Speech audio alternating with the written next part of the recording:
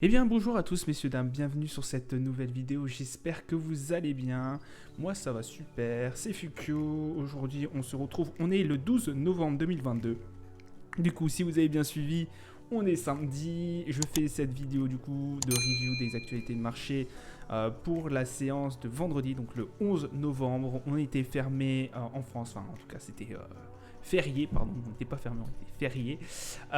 Du coup, le CAC 40 n'a pas énormément bougé. Il a fait quand même une petite hausse qu'on souligne. 6600 points, à peu près, on a pratiquement accroché la barre des 6600, on va se la donner. 6594, plus 0,58%, l'Eurostock à plus 0,57, le DAX à plus 0,56, le FTSE 100 à moins 0,78, le Dow Jones plus 0,10. Le Nikkei 225, moins 0,98. Je sais pas pourquoi le Nasdaq ne s'affiche pas. Alors, on a le Nasdaq Composite, mais bon, il date de jeudi. Donc, c'est assez intéressant. Et je pense qu'ils ont un problème sur ce site avec le Nasdaq. Le Nasdaq qui fait plus 1% et quelques, je sais plus de mémoire. On a un pétrole Brent à 95 dollars, pardon, 76. Le 11 d'or à 1770. L'euro USD qui commence à reprendre aussi un peu de la valeur, j'ai envie de vous dire. 1,035 dollars l'euro, un bitcoin à 16 873 dollars. On en reparlera du bitcoin de toute façon, même sur cette actualité on en reparlera. Donc aujourd'hui, le vendredi, séance assez neutre en tout cas sur les marchés financiers, assez neutre. Enfin je veux dire, il n'y a pas eu énormément de mouvements. On a retracé entre parenthèses, j'ai dit bien entre parenthèses, pendant l'ouverture de Wall Street. Après c'est parti en belle hausse, on a quand même eu une hausse, malgré la hausse extraordinaire qu'on a eue sur la séance de jeudi. Jeudi on a eu des hausses extraordinaires, c'est pour ça qu'on a un CAC à 6006 pratiquement. Voilà, c'est assez énorme, on avait pris plus 2% et quelques dans la journée de jeudi. On avait 7,35 sur le Nasdaq. Enfin, c'est vraiment des valeurs qui étaient folles. Très très appréciées, bien évidemment. L'inflation aux US qui est en descente. Donc du coup, forcément, ça a propulsé de partout. On a eu, dans cette séance de vendredi, on a eu un léger retracement. Les gains ont été encaissés, en tout cas. On a tapé certains stops, et que c'était un take profit, pardon. Du coup, ce qui a fait un peu baisser le marché pendant un certain moment. Et après, le Nasdaq ainsi que le Dow Jones est repassé dans le vert. Voilà, toujours propulsé par cette bonne nouvelle, par cet enthousiasme, on va dire, des investisseurs sur l'inflation américaine. Donc voilà, tout ça, ça a bien marché dans l'ensemble de la journée. On a eu aussi le fait que Pékin a lâché un peu de lest sur la politique zéro Covid. Donc voilà, ça a été aussi très apprécié. En revanche, on a eu du coup une nouvelle qui a un peu refroidi les marchés, mais en tout cas européens plus. C'est effectivement la récession. On a eu un discours, je me rappelle, je sais plus si c'est la BCE, je sais plus de quelle personne c'est de la BCE, mais effectivement, voilà, on serait bien en récession, on aurait en 2023, voilà, on va se la taper. Alors ça a été très comment vous dire, anticipé par les marchés européens, ça on le savait, mais voilà, c'était à tenir en compte. Et du coup, pas vraiment quand même de marché baissier au niveau de... On n'a pas rebaissé encore au niveau des marchés européens, mais c'était à prendre en compte. De bonnes nouvelles, donc du coup qui ont fait un peu plus... qui ont un peu masqué cette mauvaise nouvelle de la récession au niveau européen. C'est pour ça que les indices ont notamment bien remonté. Du côté des valeurs... on a Air France KLM qui a bondi de 4,33. Pas mal aussi dans le luxe, LVMH, on prend 2,82. Du coup, Téléperformance 7,99. Je vous rappelle, Téléperformance qui avait chuté de 34%, notamment à des accusations du vice-ministre du Travail colombien annonçant l'ouverture d'un contrôle sur les conditions de travail au sein de la filiale du groupe dans le pays, sa 3e implantation avec 42 500 salariés. Ça avait pas mal parlé, Téléperformance, beaucoup pensaient que ça allait devenir Orpea. Bon, écoutez, on va voir par la suite, mais Téléperformance très très risqué en ce moment. Thales qui a chuté de 8,63%. Alors là, c'est plutôt dû à un hack. Donc voilà, on sait que Thales en plus, c'est pas vraiment la valeur. On sait dans quoi il travaille, donc forcément, s'il y a des hacks et qui sont en plus, en fait publiés sur le dark web, que les hackers publie certaines données sensibles de Thales sur le dark web, pour vous dire voilà, les spécialités, les spécialistes de la cyberdéfense et autres, Thales, messieurs, dames, voilà, hein. On y reviendra. Casino qui a grimpé de 14,34 et Score qui a progressé de 3,01. Voilà pour les valeurs. Calendrier des annonces économiques. Donc là, c'est lundi. Lundi, pas grand chose à dire, hormis à 23h50 le taux de croissance en glissement trimestriel du PIB au niveau du Japon. Le calendrier, pardon, alors là, je vous ai fait en inverse. Le calendrier du coup de vendredi qui est passé. Le PIB au niveau mensuel, au niveau du GBP. Bon, malmené, hein, on s'y attendait un peu. Croissance du PIB, du coup, qui a été quand même assez mieux. Étonnamment. Ouais, ils s'en sortent pas si mal que ça, la Grande-Bretagne, écoutez. Intéressant, on attendait 2.1, on a eu 2.4. Ah ouais, non, pardon, ils sont en baisse. Ah ouais, oui. Mais non, j'ai rien dit. Non, ils s'en sortent un peu mieux. J'avais pas regardé ça, mais ouais, pas si mal que ça, par rapport à ce qui s'est passé quand même. Et là, le sentiment, le Michigan qui est sorti aussi, 54,7. On avait 59,5 la dernière fois. Enfin, on attendait 59,5. Là, on a eu 54,7. Ouais, du coup, ça commence à faire quand même une sacrée descente là, parce qu'on était à 59,9, on attendait 59,5, et là, ouais, vraiment, il y a une grosse. Le sentiment des consommateurs, ouais, est vraiment une grosse baisse, hein, quand même. Là, de 6 points de base et quelques, là. Ouais, c'est énorme quand même, hein. Là, ouais. Oui. On n'est pas aussi bas que ce qu'on pensait, mais quand même, là. Hein. 51,5 là quand on était au mois de juin, 50 même au mois de juin, là on est 54,7. Ouais, là c'est peut-être pas terrible, hein. Pas terrible tout de suite, hein.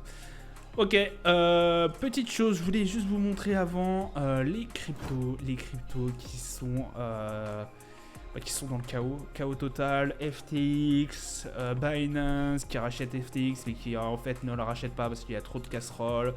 Enfin bref, un total anéantissement des cryptos, anéantissement.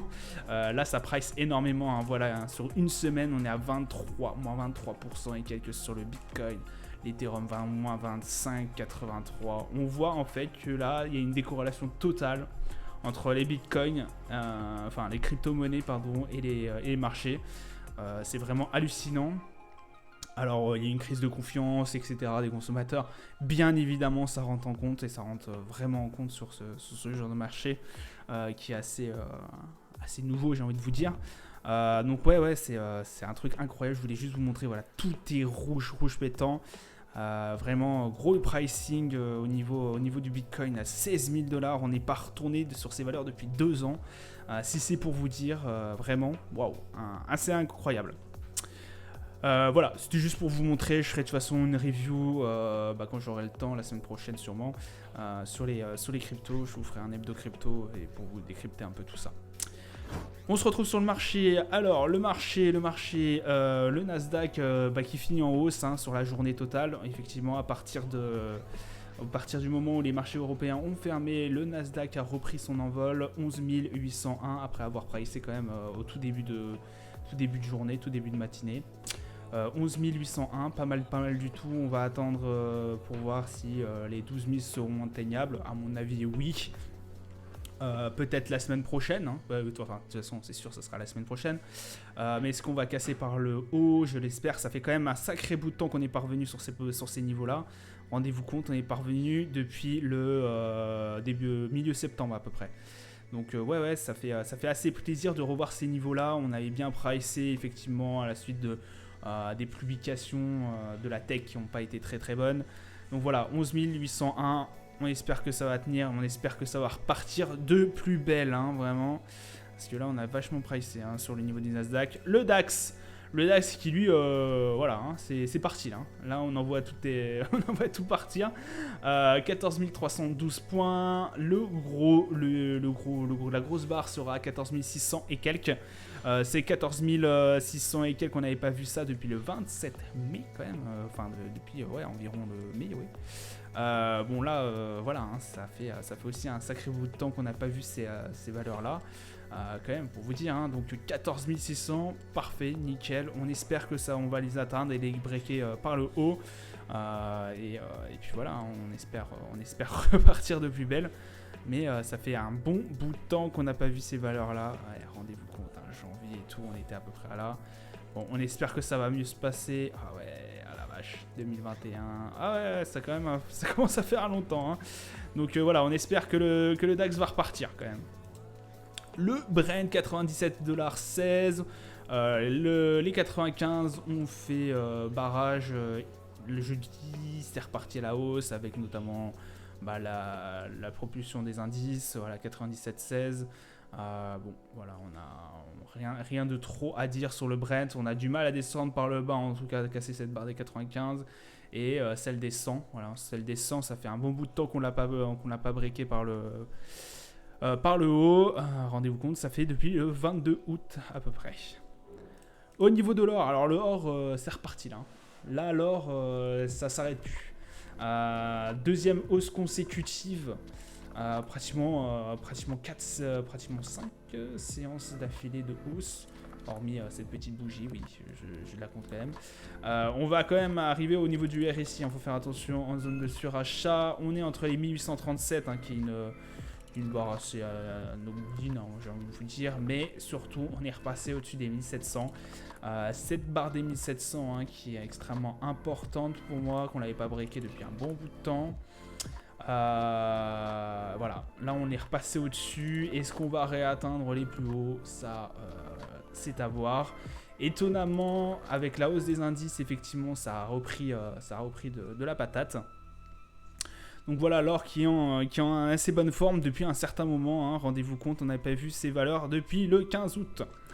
Le S&P, messieurs, dames, qui nous fait quand même une petite hausse. On la souligne. Petite hausse, on avait bien performé, hein, je vous rappelle la séance de jeudi, de toute façon sur tous les indices, mais là c'était vraiment flagrant au niveau du S&P.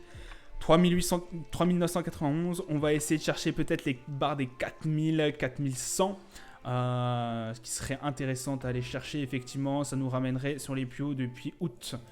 Donc voilà, ce serait pas mal d'y arriver. Et le CAC, alors le CAC, lui qui fait une sorte de mini doji, on est resté sur les 6200, on n'a pas trop pricé, on est resté vraiment sur cette barre des 6629 pardon. Donc voilà, on fait une petite pause, j'ai envie de vous dire. On avait bien pris, voilà, les investisseurs avaient pris leur bénéfice à mon avis quand c'est passé un peu en bas. Certains ont pris leur profit, voilà. Donc parfait, nickel. Le RSI qui est quand même en zone de surachat depuis jeudi. De toute façon, là, grosse montée. De toute façon, ça monte bien hein, maintenant le CAC. J'ai l'impression que, je sais pas, d'un seul coup, je vous avais dit qu'il n'avait pas super bien monté, enfin par rapport à certains indices comme le DAX. Là, c'est vraiment parti en flèche, quoi. Hein. C'est vraiment parti en flèche. On a fait quand même pas mal de surplace, j'ai envie de vous dire, pendant un certain moment hein, ici, style ici. Voilà, il n'y avait pas non plus énormément de quoi s'activer. Et puis là, voilà, en deux jours, limite, on va péter sur les 6006. Peut-être aller chercher les 6008 avant Noël, avant la prochaine année. Ça serait possible, hein, ça serait vraiment possible. Donc voilà. Écoutez, assez intéressant ces valeurs là qui sont en train de performer. On commence à arriver au niveau de surachat, au niveau du RSI, faire attention. Le MACD, bon bah voilà, en achat aussi. Par contre, faire très attention, voilà, les indices n'ont pas réellement énormément, ils n'ont pas retracé. Possibilité que ça retrace dans les jours qui viennent, quoi, parce que là vraiment prendre autant en aussi peu de temps, bon après les marchés en avaient besoin, je pense, de ce rebond, mais faire tout de même assez attention. Voilà, ça sera tout pour moi pour aujourd'hui. Je vous souhaite une agréable soirée, une bonne journée, un bon week-end. Je vous dis à plus tard. Ciao ciao.